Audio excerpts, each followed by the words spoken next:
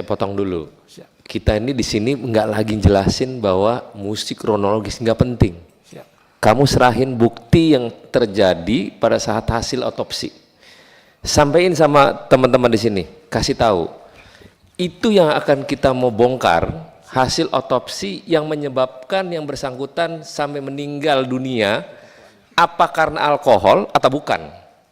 Karena kamu di sini diundang oleh Pak Habibur Rahman ini, Pak Habib pengen tahu yang terjadi sebenarnya, nggak perlu kronologis. Kita udah tahu semua kok. Cuman pengen kasih tahu, Pak, ini loh Pak, bukti terkait otopsi, inilah yang saya akan berikan ke Bapak, gitu. Dia mengetahui tentang adanya pelindasan itu tadi. Kemudian dia memasukkan korban ke dalam bagasi belakang mobil Toyota Innova Reborn. Itu juga atas permintaan dari security di Black Hole. Nah, siapa yang memasukkan ke sana? Yang memasukkan adalah tersangka ke dalam belakang. Adakah bahasa bahwa yang bersangkutan meninggal dikarenakan alkohol? Tadi sudah dijelaskan meninggal karena adanya pendarahan hebat majemuk di. Iya, I know. Maksudnya gini, hakim ini kan berlandaskan putusan yang dia putuskan karena mengakibatkan meninggal itu gara-gara alkohol. Iya. Itu yang saya kejar sebenarnya. Iya. Terusin. Yang menyebabkan kematian adalah pendarahan hebat di perut, dada, dan hati. Hakim brengsek. Jadi itu, terus Bapak mohon izin, jika dikatakan tadi apakah bukti dari yang menyebabkan kekerasan benda tumpul di bagian lengan korban itu ada bekas ban dari mobil kendaraan tersangka. Ini Bapak, ini ada bekas ban. Ya. Ya. Jadi itu Nggak Pak. bisa di ini ya, nggak ada PDF-nya ya? Ada Bapak. Udah kasih. Di ini ditampilkan aja.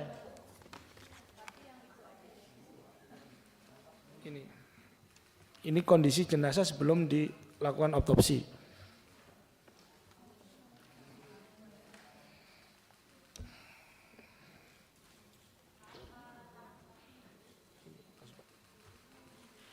Ya panitia nggak ada tuh. Nah, nggak bisa digedein tuh. Ya, Itu ya, iya, bekas Pak. ban ya. Bekas ban. Astagfirullahaladzim. Ya Allah. Udah pernah dihadirkan saksi?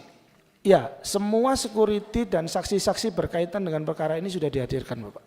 Oke. Jelas bahwa hakim brengsek.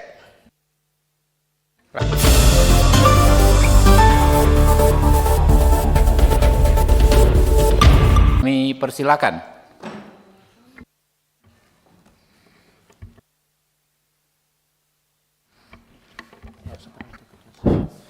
Terima kasih pimpinan rapat Bapak Habibur Rahman.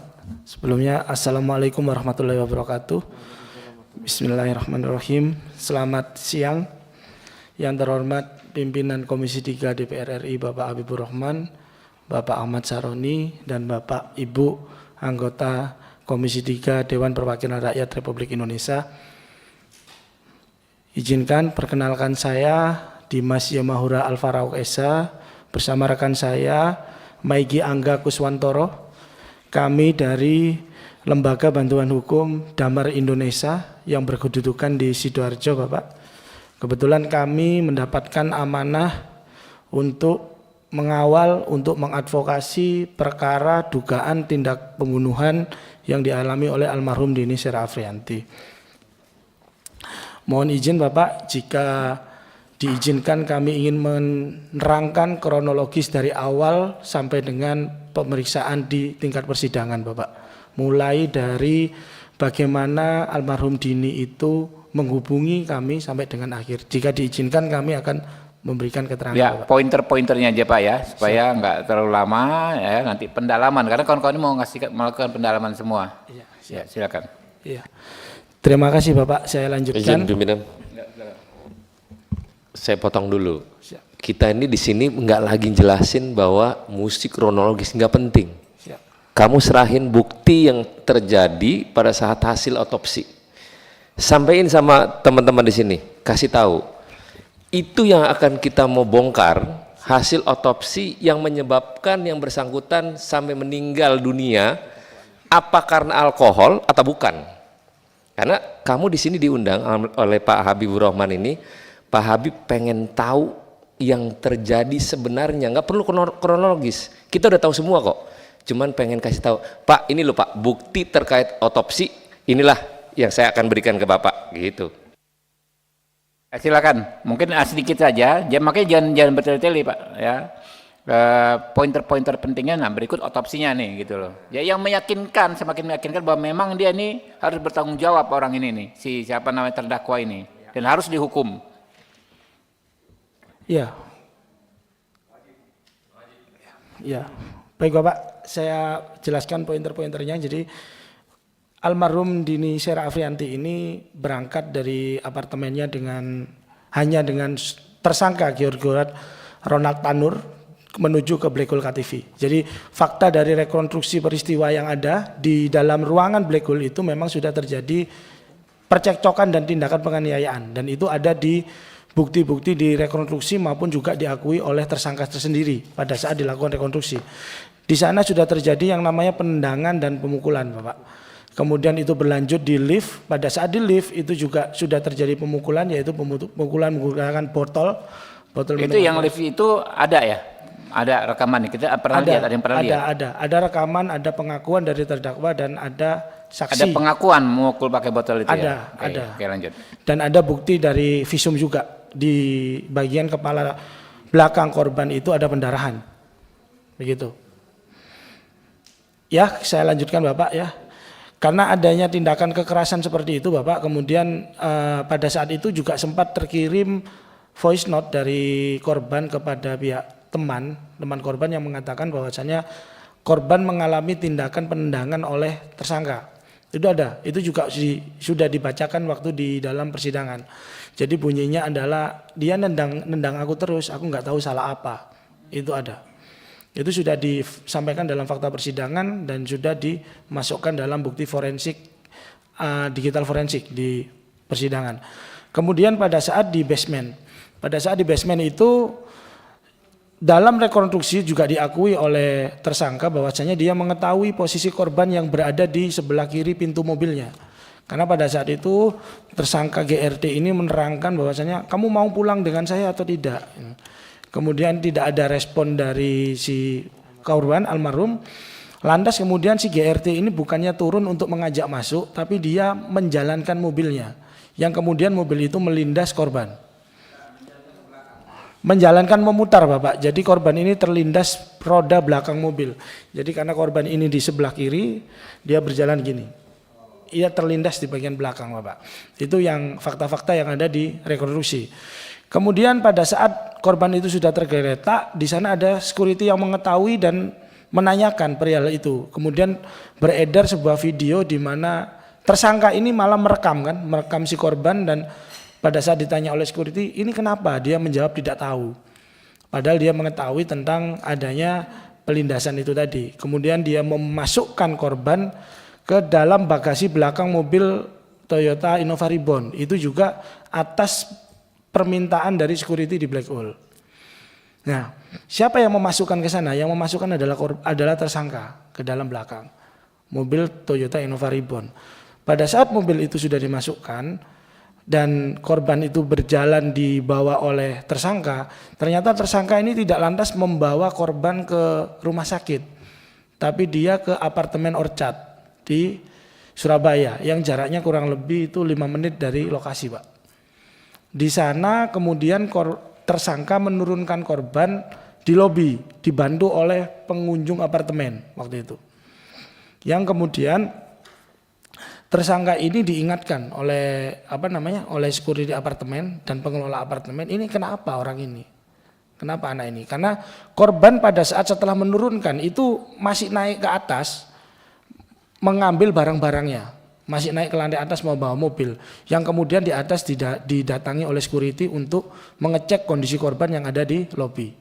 Jadi sudah ada niat korban ini untuk mengambil atau dugaan kabur, melarikan diri. Kemudian tersangka. Iya, tersangka ya. Kemudian tersangka ini ditemui oleh pengelola apartemen yang apartemennya itu disewa oleh korban, yaitu Mbak Happy. Jadi Mbak Epi dan security apartemen ini sudah dihadirkan juga di persidangan.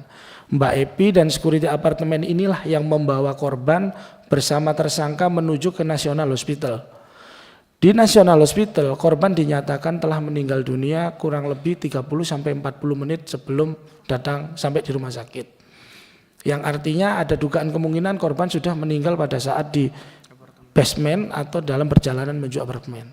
Itu Bapak. Nah, fakta-fakta ini juga diperkuat dengan pada saat sudah dilakukan visum terhadap korban.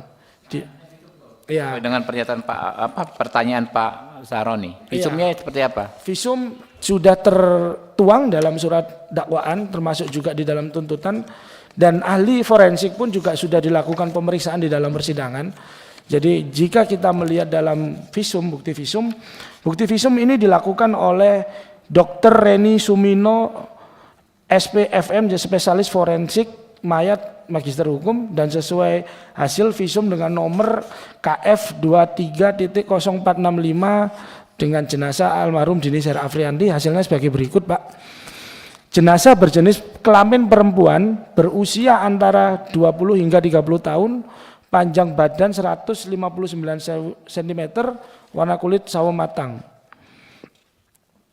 2. Pada pemeriksaan luar ditemukan A.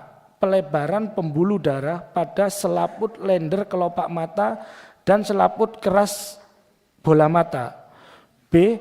Bintik pendarahan pada selaput lender kelopak mata dan selaput keras bola mata. C. Kebiruan pada ujung-ujung jari dan kuku tangan kanan dan kiri. D. Pucat pada ujung jari-jari dan kuku kaki kanan dan kiri. Analisisnya, kelainan di atas lazim ditemukan pada mati lemas. E. Luka lecet pada dada, perut, lengan atas kiri, tungkai atas kanan dan kiri, tungkai bawah kiri akibat kekerasan benda tumpul. F. Luka memar pada kepala kiri, telinga kiri, leher, dada, perut, punggung, anggota gerak atas kanan, lengan atas kiri, dan tungkai atas kiri akibat kekerasan benda tumpul. Yang ketiga, pada pemeriksaan dalam ditemukan A. Pelebaran pembuluh darah pada otak, usus halus, usus besar akibat mati lemas. B. Resapan darah pada kulit bagian dalam kepala, resapan darah pada kulit bagian dalam leher, resapan darah pada otot dada, resapan darah pada tulang iga kedua, ketiga, keempat, dan kelima kanan. C. Luka memar pada bagian bawah paru dan hati akibat kekerasan benda tumpul. D. Luka robek pada hati akibat kekerasan benda tumpul. E. Pendarahan pada rongga perut kurang lebih 1.200 ml. 4. Pada pemeriksaan tambahan ditemukan A. Ditemukan alkohol pada lambung dan darah. B. Pelebaran pembuluh darah pada otak besar, hati, ginjal kanan dan kiri. C. Pendarahan pada tempat pertukaran udara paru kanan bawah dan paru kiri atas. 5. Sebab kematian karena luka robek majemuk pada organ hati akibat kekerasan benda tumpul sehingga terjadi pendarahan hebat. Jika dikaitkan dengan kronologis dan rekonstruksi Bapak, di dalam kronologis dan rekonstruksi itu memang terjadi lindasan di bagian bahu korban yang di situ memang melindas sampai hampir separuh dari badan korban. Jadi bila di sana dikatakan ada luka pendarahan pada bagian perut sampai dengan dada, itu memang sudah benar. Dan ditambah, mohon izin saya menunjukkan sebuah gambar Bapak. Sorry, itu di hasil visum itu adakah bahasa bahwa yang bersangkutan meninggal dikarenakan alkohol? Tadi sudah dijelaskan meninggal karena adanya pendarahan hebat majemuk di. Ya, I know. Maksudnya gini, hakim ini kan berlandaskan putusan yang dia putuskan karena mengakibatkan meninggal itu gara-gara alkohol. Iya. Itu yang saya kejar sebenarnya. Ya. Terusin. Ya. Lanjut. Ya. Jadi saya perjelas Pak Ahmad Sori ini, jadi tidak ada identifikasi selama proses persidangan dan itu sudah ditanyakan juga oleh majelis hakim pada saat persidangan pemeriksaan ahli forensik Bapak. Kebetulan saat itu saya hadir. Jadi pada saat saya hadir sudah ditanyakan apakah ada kandungan alkohol di dalam tubuh korban. Ada. Apakah itu menyebabkan kematian? Ahli forensik mengatakan tidak menyebabkan kematian. Yang menyebabkan kematian adalah pendarahan hebat di perut, dada dan hati. Makin brengsek. Jadi itu terus Bapak mohon izin jika dikatakan tadi apakah bukti dari yang menyebabkan kekerasan benda tumpul di bagian lengan korban itu ada bekas ban dari mobil kendaraan tersangka. Ini Bapak. Ini ada bekas ban. Ya. Ya. Jadi itu Nggak Pak. bisa di ini ya, nggak ada PDF-nya ya? Ada Bapak. Udah kasih. Di ini ditampilkan aja.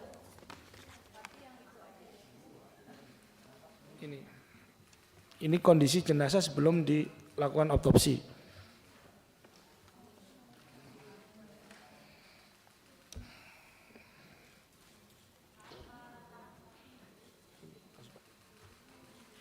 Ya panitia nggak ada tuh. Nah, nggak bisa digedein tuh. Ya, Itu ya, iya, bekas Pak. ban ya. Bekas ban. Astagfirullahaladzim. Ya Allah. Biadab banget ini. Itu bekas roda ban itu mobil. Iya, itu Pak, bekas ban. Berat bannya merek Continental itu Pak.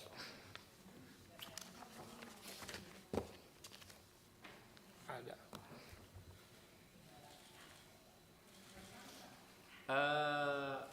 Itu security diperiksa juga nggak? Udah pernah dihadirkan saksi? Ya, semua security dan saksi-saksi berkaitan dengan perkara ini sudah dihadirkan Bapak. Oke. Jelas bahwa hakim membrengsek. Lanjut. Ya, baik Bapak. Dan kemudian yang menjadi catatan bagi kami dalam proses persidangan itu ada beberapa sikap-sikap dari hakim yang menurut saya tidak memberikan keleluasaan bagi saksi untuk menyampaikan apa yang dilihat dan apa yang dialami dan diketahui oleh saksi. Oke. Apa pointernya ini ya? Iya, Pak. Tolong sekretariat, bos, sekretariat ya. Nah ini menjadi pointer kita sampaikan langsung ke KY, jadi bahan pemeriksaan KY dengan Bawas. Ya, nanti bikin surat khusus ke KY. Tadi sorry, yang sebelumnya, slide sebelumnya mana tadi? Bukan tadi pointer yang Mas sebutkan tadi. Apa ya Mas dibacain aja Mas, sikap-sikap hakim yang ini. Iya, mohon izin Bapak. Untuk sikap-sikap hakim yaitu sifatnya kami melihat sikap dari hakim itu intervensif dan terkesan tidak memberikan keleluasaan bagi saksi untuk menyampaikan apa yang dilihat, dialami. Pointernya di PowerPoint-nya ada nggak yang Anda sebutkan tadi? Ada? Tidak ada Pak, kami tidak menyebutkan di sana Pak. Cuma sudah kami lampirkan dalam laporan kami di KY Bapak. Oke. Nah ya ini laporannya aja teman-teman ya. Minta tolong KY proaktif ya, sekretariat ya, bikin surat ya. Ya.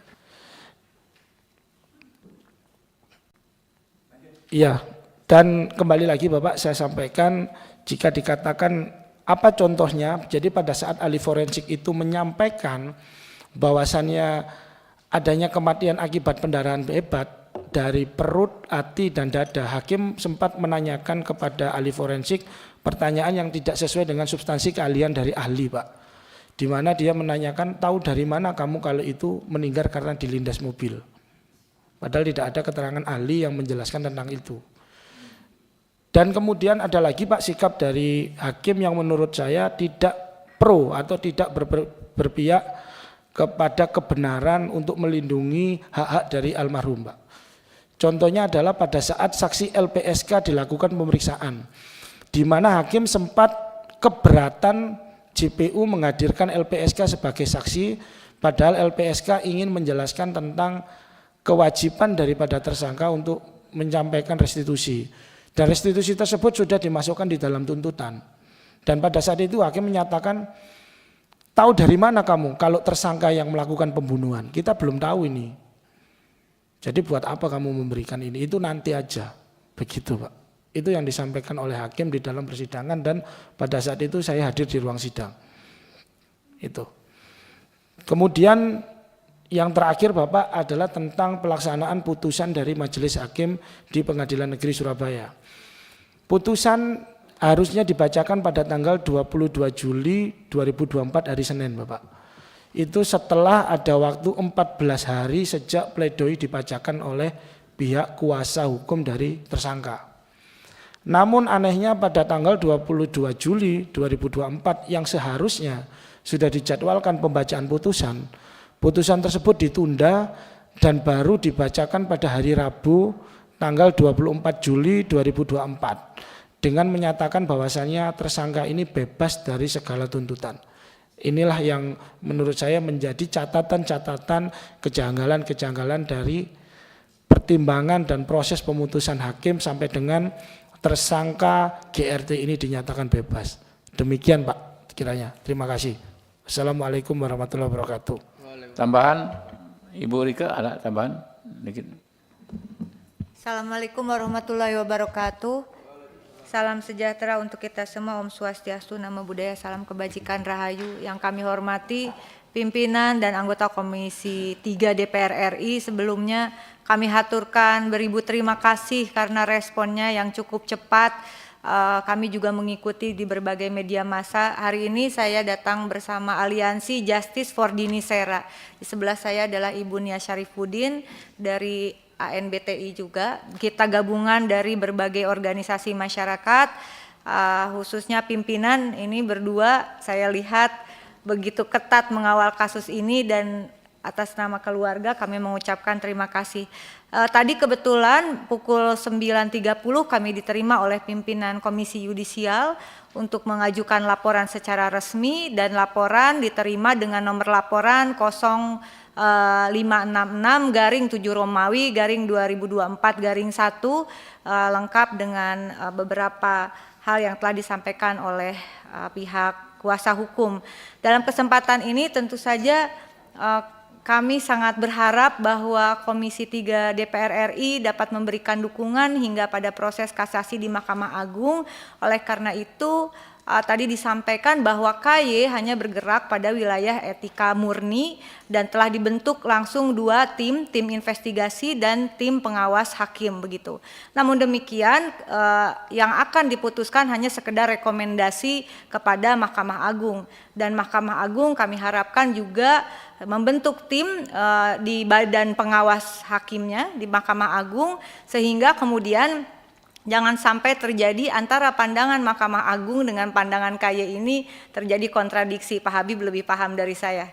Nah, yang juga ingin kami sampaikan adalah tentu dukungan karena baik KY, Mahkamah Agung, dan semua institusi hukum adalah mitra Komisi 3. Hal yang juga menurut kami penting adalah perlindungan bagi keluarga, saksi, dan korban dari LPSK. Selanjutnya kami berharap juga mendapatkan dukungan untuk adanya pencekalan terhadap Gregorius Ronald Tanur sampai kasus ini benar-benar terang benderang pada putusan kasasi di Mahkamah Agung. Karena kami mengkhawatirkan ada informasi, saya tidak tahu benar atau tidak, tapi lebih baik kita antisipasi yang bersangkutan berencana untuk ke luar negeri. Demikian, terima kasih. Wallahul muwaffiq ila aqwamit thoriq. Wassalamualaikum warahmatullahi wabarakatuh.